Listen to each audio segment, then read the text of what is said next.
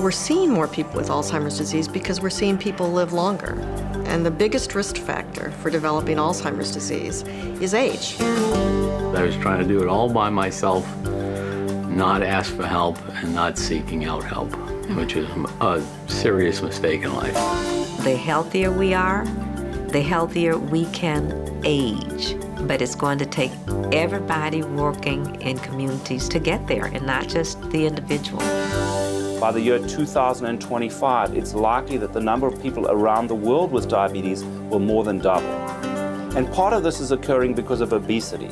But there's also an aspect of it that's occurring because people are living longer. Hey, I'm Chef Tom Douglas, and I'm going to show you how to make a delicious sautéed ruby chard dish.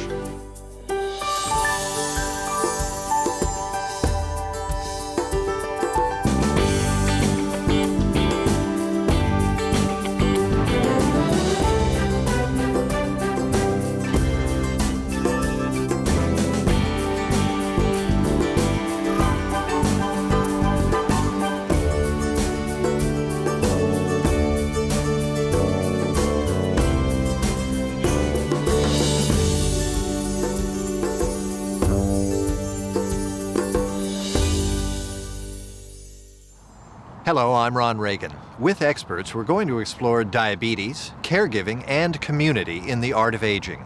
All can play a significant role in how well and how healthfully we age. Diabetes is an epidemic with the power to profoundly impact quality of life in the aging population.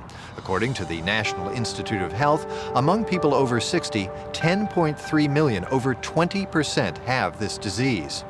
Where we live and our community affect our ability to maintain autonomy and well-being, but first, an intimate look at the challenges of the complex world of caregiving. I'm in the early stages of Alzheimer's, and my parents were both Alzheimer's victims. We're planning eventually to live in a facility that will accommodate me. She still has a very outgoing, vibrant personality. She enjoys life and loves to do things. So as her primary caregiver, my job is to make her stay as active as humanly possible. So my goal is to keep us both busy, both active, both healthy. Baby boomers have begun to attend to the needs of their parents, and their children will be faced with record numbers of elderly requiring care. 1 in 7 Americans aged 71 and older has some type of dementia. Keeping one's health while providing assistance to a family member is often described as one of life's greatest challenges. Often caregiving involves coping with Alzheimer's or dementia, a particularly tough aspect of aging.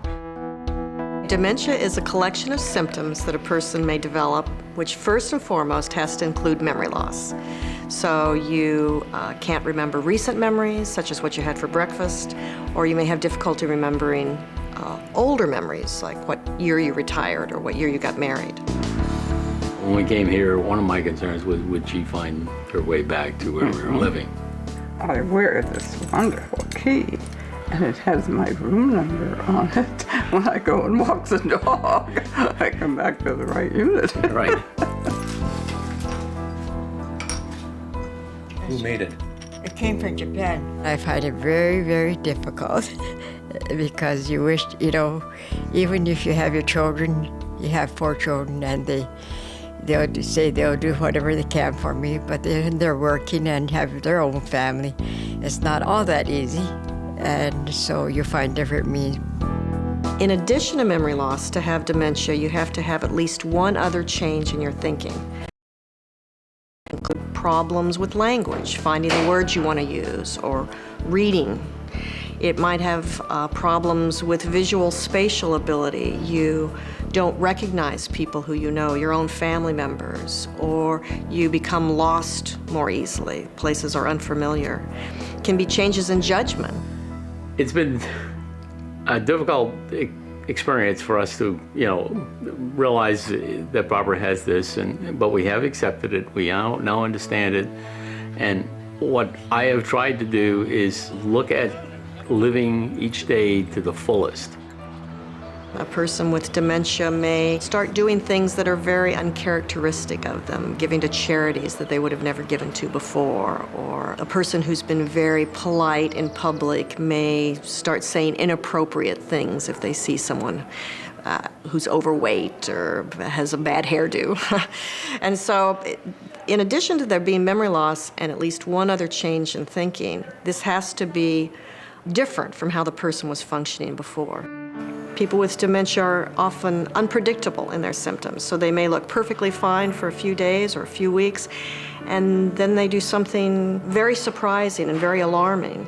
They may wander away, they may become lost, they may strike out at somebody. You know, I've learned, Barbara wants to tell me a story 2, 3, 4 times. I just sit there, smile, and listen, and I don't say, gee, honey, you've told me that 3 times.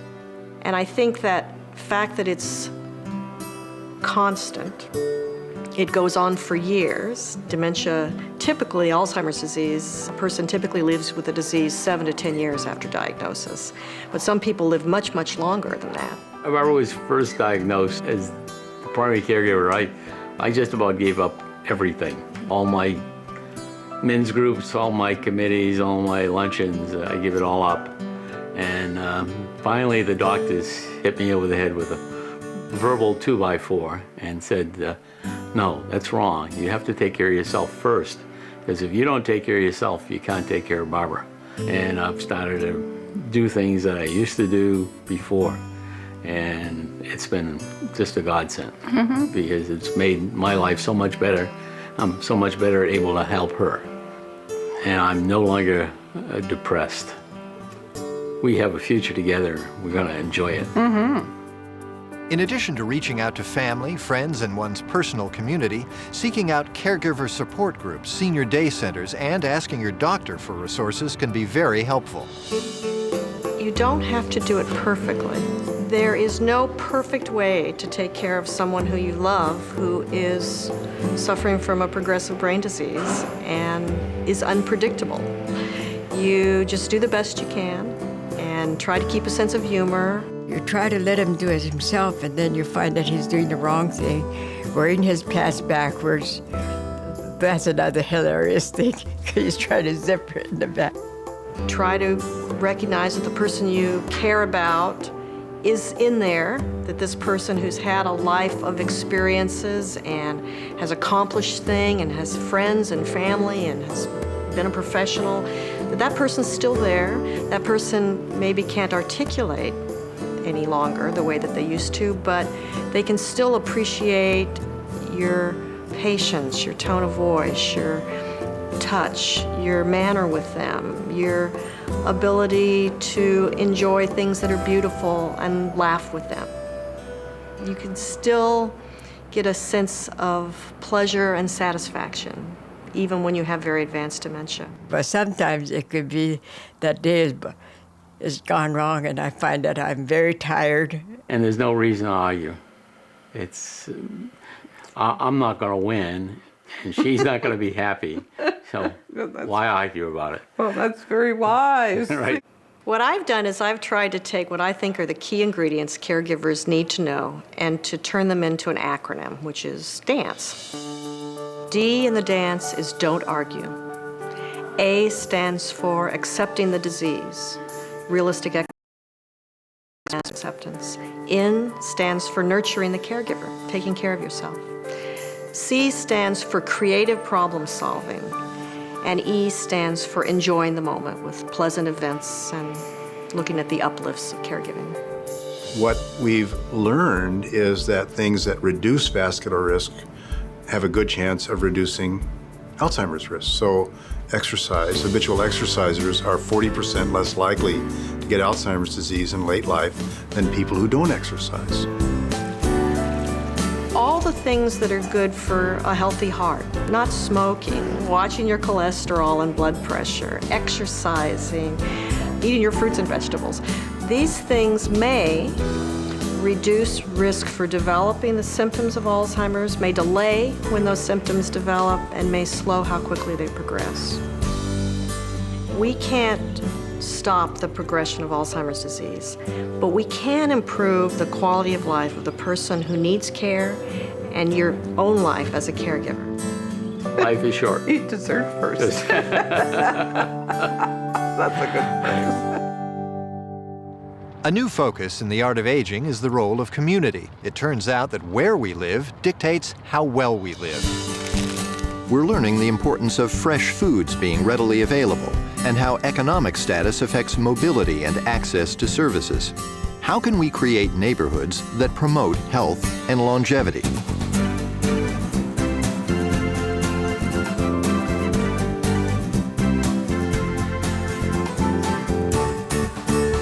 If you live in a wealthier society, in a wealthier community, a wealthier country, you will age better.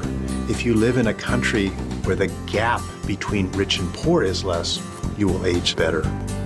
As our country's gap between rich and poor widens, we're at risk for aging less well. The social democracies of Northern Europe and of Japan, where there's less of a gap between the rich and the poor, actually have better aging statistics, both in terms of longevity and in terms of function in late life than we do. Where you live impacts what kind of health profile you will have. And so, believe it or not, affordable housing and having places that people can walk, where they don't have to be in a car, where they have access to opportunities to get that physical activity in their neighborhood is key. So neighborhoods can be designed ahead of time to support those choices. The great challenge for us as a society is how do we develop good health habits and good health environments for people of all economic strata. And then ideally we'd also have neighborhoods that allowed people to get the food and other devices that we need to stay alive easily and accessibly. And we're talking then about communities that are a little bit smaller in scale, have sidewalks, have safe intersections to cross at, and have shops that people can get to easily. I think we all play a part in what kind of future we will have as we age. Those are choices that we can make as a society. The number of people around the world suffering from diabetes has skyrocketed in the last 2 decades, from 30 million to 230 million, claiming millions of lives and severely taxing the ability of healthcare systems to deal with the epidemic. All the gain that we've seen in life expectancy, reduction of stroke, and now possibly reduction of Alzheimer's disease could be reversed if we don't do something about this epidemic of diabetes. Diabetes to me is of greater importance than was my cancer when I first was informed. This is a long-range disease, and I can understand that diabetes is a silent killer. Ready? Begin. 1. I come from a large diabetic family. My mother had diabetes. She's passed away now because of complications of the diabetes. My brother. Looking good. 5 more. 1. Everybody should be on the lookout that this disease might affect them. Now, what might be said is, well, who cares? If I've got diabetes, it's like maybe having a little bit of blood pressure. The problem with diabetes is that diabetes increases by 2 to 3-fold the risk of heart attacks and strokes. The most common cause for amputations that don't occur because of trauma is diabetes. The most common cause of blindness in the United States is diabetes. One of the most common causes of kidney failure in the United States is diabetes. Type 2 diabetes was previously called non-insulin-dependent diabetes mellitus, or adult-onset diabetes. Type 2 diabetes accounts for about 90 to 95% of all diagnosed cases of diabetes. It usually begins as insulin resistance, a disorder in which the cells do not use insulin properly. Glucose enters the bloodstream when the body breaks down food to use as fuel. The level of glucose in our blood is controlled mainly by the pancreas, which manufactures and releases the hormone insulin. Insulin works like a key, allowing the body's cells to take glucose up out of the bloodstream and store or use it as energy. In diabetes, two complications can arise. If the pancreas does not release enough insulin, the body's tissues can't take up glucose fully, and glucose levels in the bloodstream rise. The problem is compounded when tissues are insulin resistant and don't respond properly to insulin. Again, the cells can't take up glucose appropriately, and glucose levels in the bloodstream rise. Before people develop type 2 diabetes, they almost always have pre-diabetes, blood glucose levels that are higher than normal, but not yet high enough to be diagnosed as diabetes. There are 41 million people in the United States with pre-diabetes. Progression to diabetes among those with pre-diabetes is not inevitable.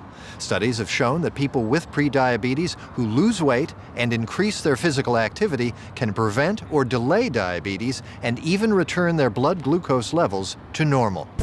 3, raising that whole knee up, looking great. 4. Diabetes affects all your systems, and because you don't feel symptom at that time does not mean that it's not working on you. And so the progression of it is steadily. Once it's been diagnosed, you don't know how long you've had it before you were diagnosed or what damage has been done up to that point. So the sooner you take it on and start managing it, you can postpone the complications. You can sometimes get off medication. It just depends on how quickly you handle it. I found out that everyone on my father's side, every single one of my family members, and we have a big family, have diabetes. And so I knew that eventually that was going to happen. But still in my mind, it's like it's not me, African American, Latino, Hispanic, and Pacific Islander, those groups are growing tremendously with this disease. And so the first thing, if you get screened, then you can rule that out. One of the most early signs is an increased thirst and increased urination, but it can be so subtle it gets missed. The important thing would be, as part of one's own health care approach, is to ensure that your physician is actually measuring your blood glucose on a regular basis when you go to see them for your annual checkups. You've got the IV and everything set up, so we're all ready to go? Take an aggressive approach to your own health. Don't depend upon anybody else but yourself. If someone tells you, well, you don't need this test, no, take the test. And there are many instances where you can get free testing for diabetes. Replacing the saturated fat in the dairy products, so you'd use... It is only through portion control that any type of diabetes prevention program can truly be successful. And with the exercise, unless you control your intake of foods and the types of foods, then you're just like beating a dead horse to the ground. This was not difficult to make. I made it right here. Eating well-balanced keeps blood glucose levels as close to normal as possible. Many people find a portion control plate very helpful when planning out their meals. The plate provides pre-measured areas for 3 types of food groups: proteins, carbohydrates, and vegetables. Some of the most delicious Oriental cuisines have a lot of fat, a lot of carbs, along with taking in a lot of rice. And that's where I've had to make the major alterations. There's a passage that says, make your food your medicine. And so I've been more diligent in looking up, was like, well, these are the ailments I have. What foods kind of will help that? If you have diabetes and practice meticulous control of your diabetes, you can have a wonderful outcome, almost normal outcome. But of course, it's better to not have diabetes and to try to prevent it. And the way you prevent it is by regular exercise and reduction of body weight. So we have tools now that we can use to try and slow the progression to diabetes in high-risk individuals that can involve lifestyle changes or medications and work incredibly well in individuals even though they're getting older.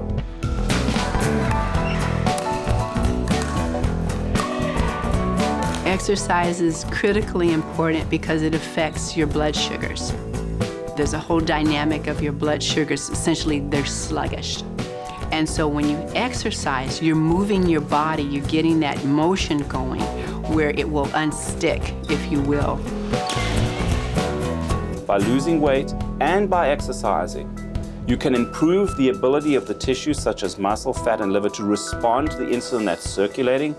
And also on the other side, the cells that make insulin seem to be doing better and release the insulin more efficiently. So together, both more insulin coming out and therefore more insulin available to move glucose into the tissues helps lower the glucose level in people with diabetes, and appears also to be the mechanism by which those people who are at high risk for getting diabetes may actually slow their development of getting the disease. My diabetes is controlled through diet and exercise, and that is the way that a lot of people control their diabetes. I wear a pedometer. This one is a simple little pedometer that responds to your stride. I take 10,000 steps a day. Most people only take 3,000 steps a day. 10,000 steps a day is approximately 4 miles. I do that every day, and it's simple. If you drive, park your car at least a couple of blocks away from the office. If you take the bus, get off the bus at least 4 blocks before you get to your office, and 10,000 steps adds up. I was horribly out of condition, and then I learned that I could walk. It didn't cost anything, just go a little bit further each day. I started out with 15-minute walks, that was all I could do. Then I got to the point where I could walk for 55 minutes in a day, and that's what I do. This has given me the energy and the foresight to go on, because I promised my son, as well as my wife, I'd give him 25 more years. As far as my future, I'm hoping to have as much fun as possible, you know, for the time I got. Changing eating habits is one of the biggest obstacles facing people with diabetes, but there are solutions. Go to our website, artofaging.org, for resources and recipes. To begin thinking of food in a whole new way, Chef Tom Douglas demonstrates strategies for cooking with great flavor and better health. Hey, I'm Chef Tom Douglas, and I'm going to show you how to make a delicious sautéed ruby chard. I'm going to get my olive oil nice and smoky hot. First thing we want to do, grab some ruby chard. You can see the beautiful stem and the green leaf. Turn it upside down and just run your fingers right along the stem, and you can just pull that leaf right off. Other great greens for this dish, kale. There's black kale, like lacinato kale. All kinds of great greens. This is a universal recipe. A trick for me is that I take this stem and I cut it up, and it takes much longer to cook, maybe even 10 minutes to cook. So as you can see, I have this very same thing in this pan, and I've just kind of braised it a bit. So I'm going to garnish my greens with my ruby chard stem. Okay, in goes the garlic. In goes some red chilies, and then lots of chard. This will cook down. It seems like a lot, but it'll all cook down. Just keep turning that over. And as you get down just a little bit, you can see it starts to go away. Add some more greens. Okay, so we're not going to use salt today. We're going to use lemon juice instead. And that lemon juice is going to give you the brightness that you want, that you would normally get from salt. But okay, we got our chilies, and I like to use just a little bit of black pepper. Pull our braised stems, and then at this point you can turn your fire up all the way and just finish the wilting process. Off goes the pan, onto a plate.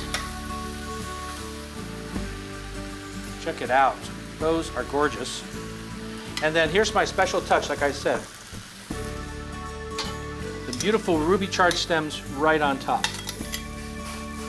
And that way you don't have so much waste. You know, I hate throwing all that good organic produce in the garbage can. We're gonna finish with a little lemon. We have 2 different cooking times, 2 different techniques. They both marry beautifully. Many of the issues we've covered have always been part of the human condition. What is exciting are the new tools we now have for coping with these aspects of aging. We can all join the movement to support building user-friendly communities. There's clear and directive information about the importance of exercising and eating well to avoid or control diabetes. The good news is, getting older isn't just filled with challenges. The art of aging continues to be full of possibilities. It makes you feel good. I mean, I had lots of problems. I have fewer problems. I'm healthier. 85 years old, I'm still playing pickleball. Once you recruit a guy, they retire, maybe 60, 62, and we try to get him involved. The hardest thing is try to get him to come, but once they come in here, we got him hooked. Yeah.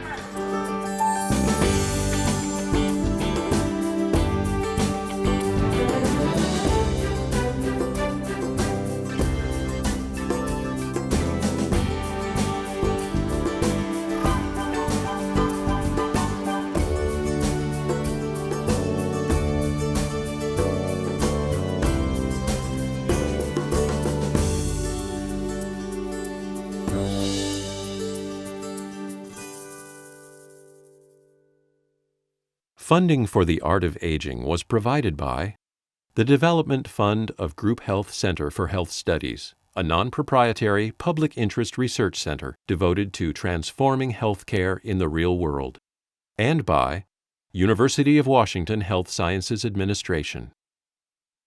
For more information or to purchase a copy of this program, visit www.artofaging.org.